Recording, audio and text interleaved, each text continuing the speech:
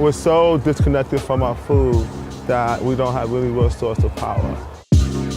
When the industry moved out, it left the community here without resources. And then you had groups like Black Panthers, the People of Color Greening Movement, that came back in, and their idea was we can stop this downward spiral. You know, when people are hungry, they're not gonna learn, they're not gonna have the energy to go out and work. Who has food on their table at the end of the day is a measure of resource allocation. And when you start going upstream, that's when you really start getting into the equity issue. Tying in our education to property taxes, that trickles down into everything else, including what you eat, what kind of foods you have access to. You know, Republicans and Democrats alike shop at Whole Foods if they're rich. This came about because it's something that the community wanted. We've seen generation after generation struggle with this fight, and we're really starting to see those seeds that were planted really come to fruition today. When you have a park dedicated to that very cause, we're getting it back in West Oakland. It really does demonstrate a collective power to change a space. This is a transformed space. We have a community garden, which allows residents to grow their gardens, and it's free of charge. We have our farm. Residents can come here and get produce on a sliding scale. We're here for you. This is not a desert. It's wet in here. Look at all this juicy food.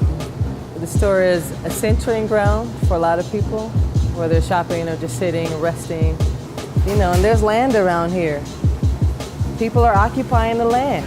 Having a place like this double lot for $1 a year for a 5-year lease in this area is a power move. We're not squatting. This area 2 years ago was like blighted and people just drink here. In this neighborhood, if you're a community farm like this and you want to be out on Front Street and put your paintings up and do what we do, having a cafe, that's because we rock with the homies on the block because that's our brothers. They have children. Their children come in here and want to see the chickens and ducks. Some vegetables or some eggs or whatever, we give it to them. It's been out of the sheer need to take care of our own space and ending up with food deserts where people aren't able to get healthy food. And so folks took matters into their own hands and have been.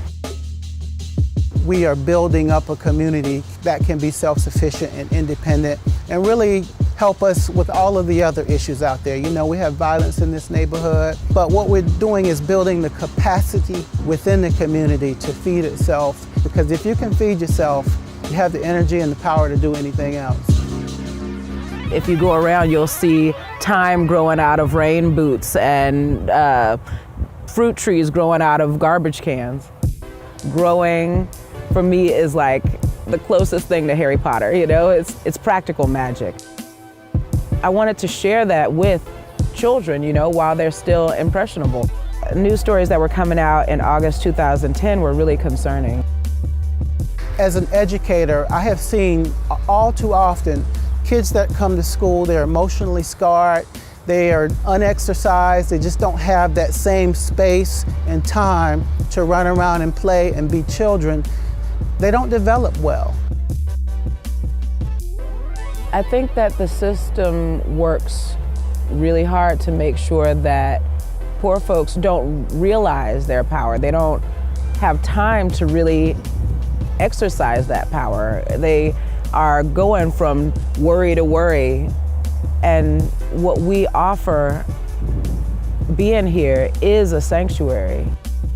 Historically, when you have safe places, safe open green spaces, where people can congregate and create community, where children can play and feel safe, there is this psychological security that comes with that. The visual aspect of people in this neighborhood at a park on the weekends, enjoying fresh fruits and vegetables, place to play, a place to commune, that is a sign of a healthy community right there.